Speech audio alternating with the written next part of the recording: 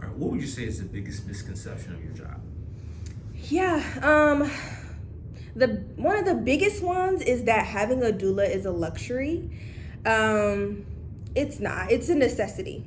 I hate talking about the statistics, but Black women are dying 3 to 12 times more likely, depending on what state you're in, than compared to white women in pregnancy and in childbirth. So that's some alarming statistics. So the misconception is that, it's for the rich, it's for people who are affluent, things like that. But in all actuality, like, all Black women need a doula by their side. They need someone who's knowledgeable of the system, who's knowledgeable of the interventions, who can encourage them and empower them, again, to make sure that they know they have rights.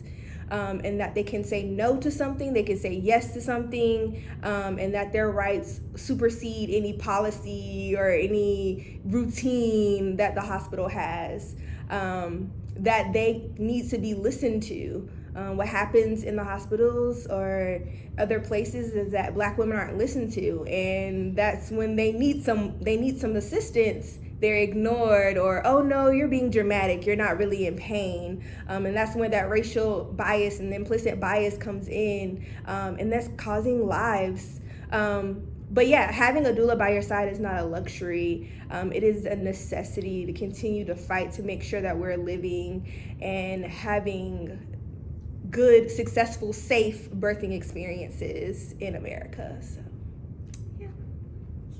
Thanks for breaking it down. Appreciate that. No problem. There's a lot that was there that you packed, and I think I see some different stories in the news, but like the weight of it, there's a lot that's there. I think one of the biggest examples is like a Serena Williams and her story and things like that. So thanks for breaking that down.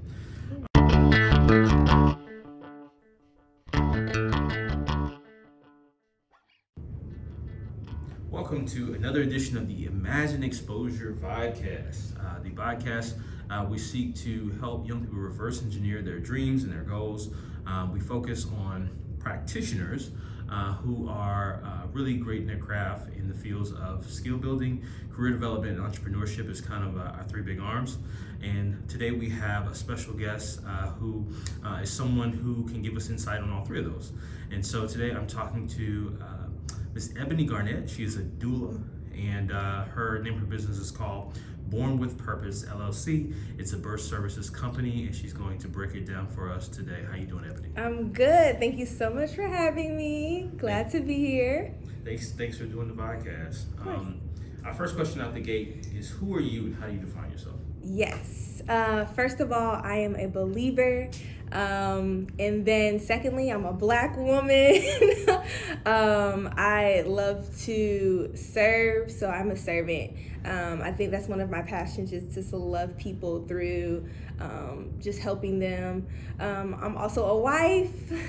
My husband's name is Jamal. That's how you do. That's all the things, I think. That's a lot. That's a whole lot. Yeah, and of course, my passion right now is working with women as a birth and postpartum doula here in Columbia. So, yeah. Awesome. All right. First question is, what is your story as it pertains to work and vocation? Yeah. So I was in the middle of a pandemic trying to figure out what I was passionate about. I was at a job and I just felt like it was ending because, entertainment and not being able to gather a lot of people in large spaces, the pandemic was cutting some costs down. So I'm talking to my counselor and whatnot. I was like, girl, what am I gonna do? And then I kept on hearing the word doula. And then I kept on hearing about the statistics and the disparities amongst Black women. And it's alarming and shocking and scary. And so I wanted to do something about it. And one of my friends sent me a link to a doula scholarship, and I was like, okay, that's it. That's what I'm gonna try it. I'm gonna see what happens. So I had been to a birth. I've been to my niece's birth before, and I loved the experience. But I didn't think that I could make it a job. And so once my friend sent that link, I said, I'm gonna try it, and I've been a doula ever since. I've been able to go into the hospitals and just support families to make sure that they have and feel empowered and have support through their labor and pregnancy and all of that good stuff. But yeah, so I'm just passionate about making sure people are educated and feel empowered about their birthing experience, about their bodies, and knowing that they have rights when they walk into any place they decide to birth. So, all right, what would you say is the biggest misconception of your job? Yeah, one of the biggest ones is that having a doula is a luxury. It's not. It's a necessity. I hate talking about the statistics, but Black women are dying 3 to 12 times more likely, depending on what state you're in, than compared to white women in pregnancy and in childbirth. So that's some alarming statistics. So the misconception is that, it's for the rich, it's for people who are affluent, things like that. But in all actuality, all Black women need a doula by their side. They need someone who's knowledgeable of the system, who's knowledgeable of the interventions, who can encourage them and empower them, again, to make sure that they know they have rights, and that they can say no to something, they can say yes to something, and that their rights supersede any policy or any routine that the hospital has, that they need to be listened to. What happens in the hospitals or other places is that Black women aren't listened to, and that's when they need some assistance. They're ignored, or, oh no, you're being dramatic, you're not really in pain. And that's when that racial bias and the implicit bias comes in, and that's causing lives. But yeah, having a doula by your side is not a luxury. It is a necessity to continue to fight to make sure that we're living and having good, successful, safe birthing experiences in America. So, yeah. Thanks for breaking it down. Appreciate that. No problem. There's a lot that was there that you packed in. I think I see some different stories in the news, but the weight of it, there's a lot that's there. I think one of the biggest examples is Serena Williams and her story and things like that. So thanks for breaking that down. Who would you say are the people in your vocational story in which you're most grateful? Black midwives, granny midwives, just the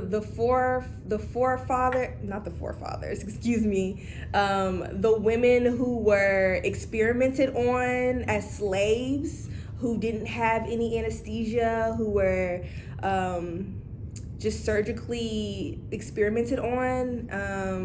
I am grateful for them. I'm grateful for the granny midwives because they laid the foundation. Although the medical industrial complex came in and kind of took birthing away from the home, though they laid the foundation as well. And then Black midwives. There's a movement going on right now that Black midwives are the answer to the disparities and the statistics for Black women. Going to see a provider that has that shared experience, who will care for you, who you can relate to, and outside of the system that has been harming us for decades now. So yeah, those are the... What did you say? What was the word you used? I wanted you finish on that, but I also wanted you said the people who you're most grateful for, and you just kind of laid out what that looked like, for sure. Yeah. So yeah, grateful for all of them, and then the Black midwives who are just caring for Black women and just saving lives, and the doulas, the Black doulas as well. Those are who I'm grateful for. Absolutely. And when you said when you were getting the forefathers, I also was and for mothers, specifically for your what you're talking about. So yes, absolutely. The four mothers who were experienced on, not the forefathers. No, absolutely. I mean, I like to think that we had some role in it, but not the role you guys have. No. Of course. How did your childhood passions as a kid prepare you for your adult career choice? Yeah, so as a child, I've always seen my mother serving. I would say she's an Enneagram 2. I'm also an Enneagram 2. So I've always seen my mom, like, if she had, she gave. If she had the time and the space and the capacity, she was serving. And that showed me Jesus. Even though I wasn't a believer at the time, that showed me, like, what the love of the Lord looks like. And so just growing up, I just had that example and I modeled after it. And I think that really plays into my job now because it's a lot of intimate work. It's serving. It's like you're in someone's most vulnerable space and you're caring for them and loving them and getting them what they need in that space and helping when they're going through all the pain and all the transition that they may have never experienced before. So it's all new and you're just being there as a positive influence, just encouraging them. Like, these are some things I saw my mom do, encourage people and love people well. So I would say she's a great influence on me, and I saw that throughout my childhood, and I think that imprinted on me, and I'm be able to go forth and share that as well with the women that I encounter. So that's very important, and just those long-standing experiences, even when you talked about being in the actual room and how that just it has a way of I won't say stoking your fire, but like there's a way in which it fuels your imagination for what's possible. And one thing that's really big within our brand is like I want to make sure kids and young people can know like the passions you have now, like don't just discard them all. Like how do you cultivate those in life later on? And so that's what it's all about. I didn't know what I was gonna do until I was 27 years old. Like, it took time for me, and I really wish that I spent some time just saying, hey, what do you really like? What do you don't like? What do you have a passion for? And then try to think of a career with that instead of me. I just took a check and took a job, but now we're here. It was a journey, so I'm definitely grateful. Yeah, and I think a lot of people do. And I think later on, like for Grace's Culture, it was putting together everything and then going like, oh, this may be something that I can do that's rewarding, but at the same time, like in a lot of different ways rewarding. Also impactful to other people. Absolutely. How would you explain? So this is about the economy of words. How would you explain what you do as a professional in one sentence? And how would you explain what you do as a professional in one word? In one sentence, I would say empowering and educating women, pregnant women, to have safe and successful births. And then in one word, support. Support. What do you love the most about your job? I love watching people grow. I mean, their bodies physically grow. But when they're like, oh, wait, I can say that. Oh, wait, I don't have to do that. When that light bulb comes on, that they have autonomy over their body, that is the most rewarding to me. Because I'm helping them find their voice. A lot of the times women will go into these doctor's offices and they get 15 minutes and they don't have time for questions, things like that. But like, no, ma'am, you're paying him or her to be here. Like, get your questions answered. Make sure they're spending quality time with you. And again, like, if you don't want this shot or you are fully informed, you know the risk, you know the benefits, but you're able to make that decision for yourself. That's what I love. I love to see people finding their voice and really knowing that they have autonomy over their body, and they start just advocating for themselves and their baby that's soon to come. They started in pregnancy advocating for themselves because they're gonna have a baby soon, and they'll have to do that same type of thing when the baby arrives. So yeah. What would you say on the other end of the spectrum? What's your biggest challenge? What's the biggest challenge in your work? The biggest challenge, birth is unpredictable.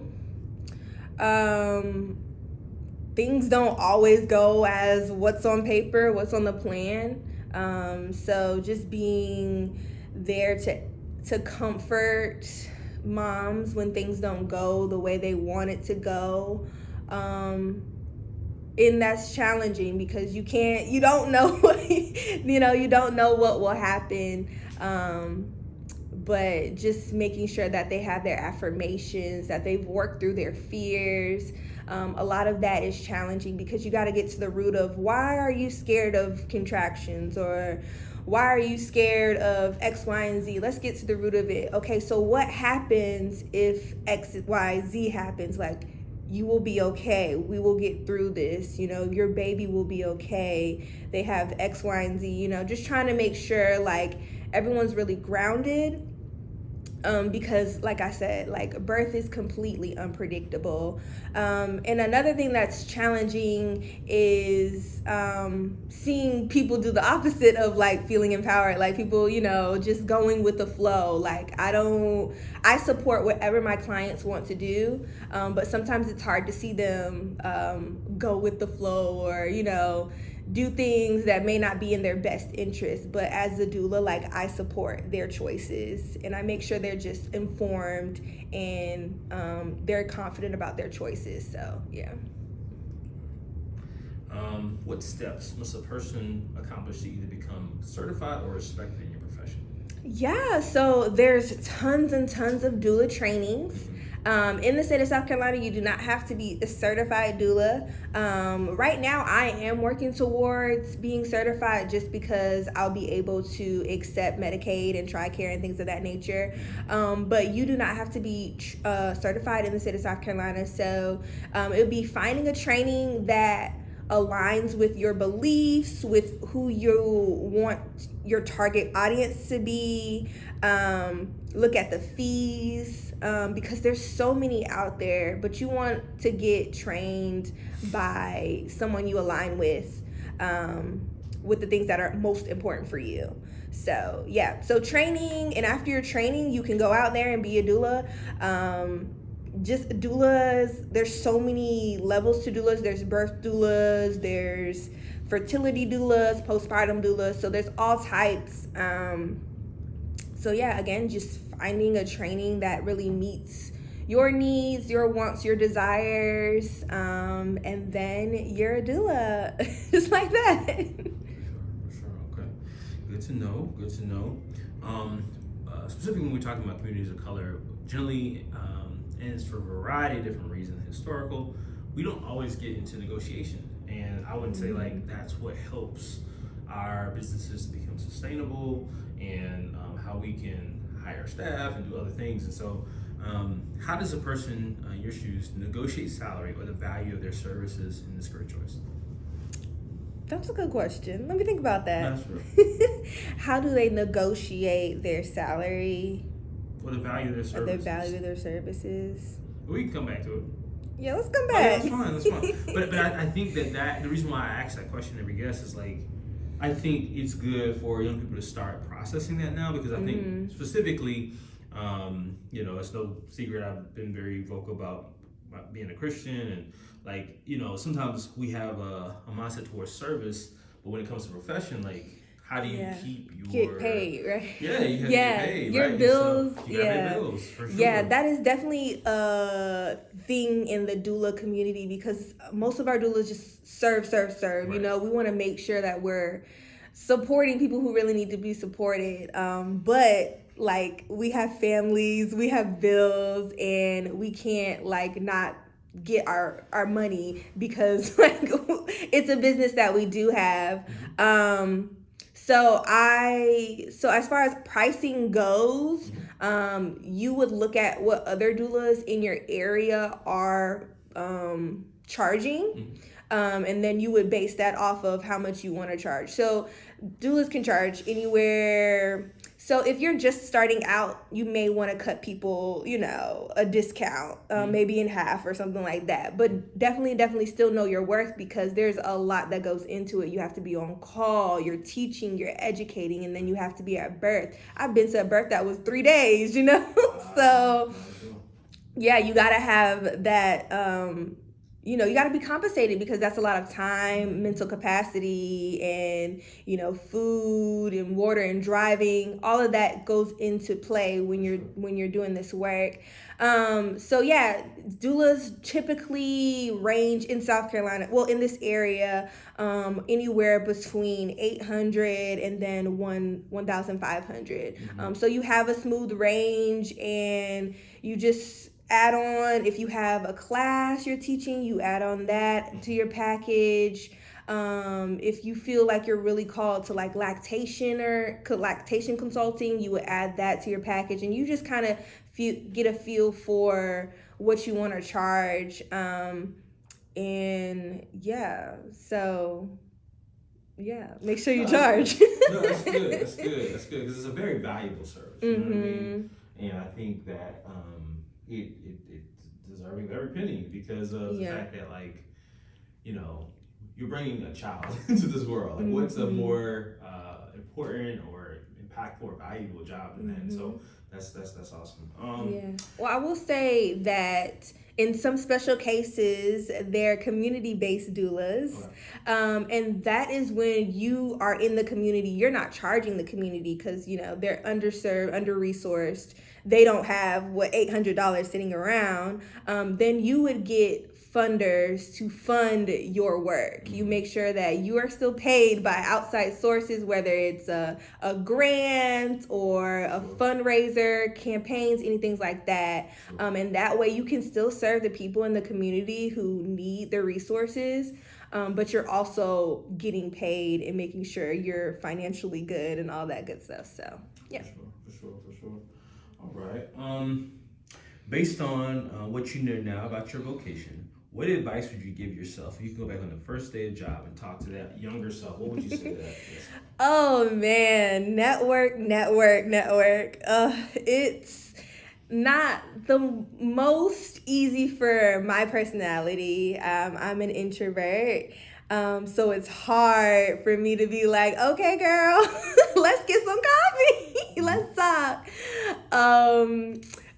So network was something I would tell myself because it's so important to build those relationships, know who's already in the community, know what the doula situation is, what the midwives are doing, what type of clientele is coming in, and then what's going on in the hospitals as well, just to be privy of everything, all the systems that's going on. Are people going to home births? Are people going to birth centers? What it looks like. And then also just building a community to have that backup doula if you need one, say you have something going on or you're out of town and your mom randomly goes into labor, so you're having that backup and that support. And then also just people to vent to when you see things that go awry. So I mean, things happen in the hospital. Like, I've seen them. So just being able to like share that out to a doula group that like you understand where I'm coming from because you're a doula. You've walked in my shoes, and just having that. But yeah, so network was something I would definitely tell myself first starting out. I'm learning now. I'm getting my feet wet. It gets better with time, I will say. But yeah, that is something I would definitely tell my younger self. For sure. Let's see. How do you prepare to one day transition from this role? Kind of thinking about in-game retirement. What does that look like? Yeah, that's a good question. How do I prepare for retirement? I think retirement seems so far for me, but I think that is just making a retirement fun now, starting now, with the funds I have. I think also just being open to bringing on younger doulas in the future, teaching them, maybe taking a step back and doing teaching or postpartum, just to make sure the work goes on. So this is called our Cultivate Countdown. We put these last two questions, we put them on a meme. And so it's basically like encouraging someone else if they wanted to become a doula themselves. Mm-hmm. What are just some general principles that you kind of approach each day with that are unique to you that we can transition these to other people? Unique principles that I encourage myself with daily. One of my friends actually texted me not too long ago and was like, girl, you need to do an affirmation in the mirror every day. Like, try a couple days out the week. So recently I've been telling myself that I'm proud of myself, like even if it's just doing my hair or doing something simple as like editing my website or, writing my to-do list. Just encouraging myself in those small wins, because it can be overwhelming with all of the tasks that I have. But yeah, just being grounded and saying like, hey, Eb, you did a good job. You did a good job, sis, and looking in the mirror and saying you're doing important work, you're changing lives, you're saving lives, and you're needed. Also really important is self-care, making sure like I'm going to see my therapist and I'm taking that time to just be with myself. Whether that is like taking a nap or exercising, and also being grounded as far as spending time with the Lord as well, making sure like my cup is being filled before I pour out to all, and not pouring out from an empty cup, because that could be dangerous. So yeah, those are some of the things. Our last question that we always ask is, what is one motivational quote that you would encourage others with? What's that one? Yeah, so the name of my business is Born with Purpose, and that was birthed out of my love for Psalms 139. It says 13 through 14. It says, For you formed my inward parts. You knitted me together in my mother's womb. I praise you, for I am fearfully and wonderfully made. Wonderful are your works. My soul knows it very well. So just going off of like whatever you were born, so what you have purpose, God created you, and just that in itself is something. So yeah. Last but not least, any final thoughts, anything that we didn't cover in the interview that you want to cover, any ads, something you have on social media, that sort of thing? Yes, definitely. You can follow me on Instagram at Born with Purpose LLC. I am also on Facebook as Born with Purpose LLC. And then, if anyone has any questions or anything like that, feel free. My DMs and my messages are open. I love talking about the work that I do and just spreading awareness that doulas are here and necessary. So, yeah. Awesome. Well, thank you so much, Ebony, for being on our podcast. Really appreciate you. Have a great day. Thank you. Thanks so much.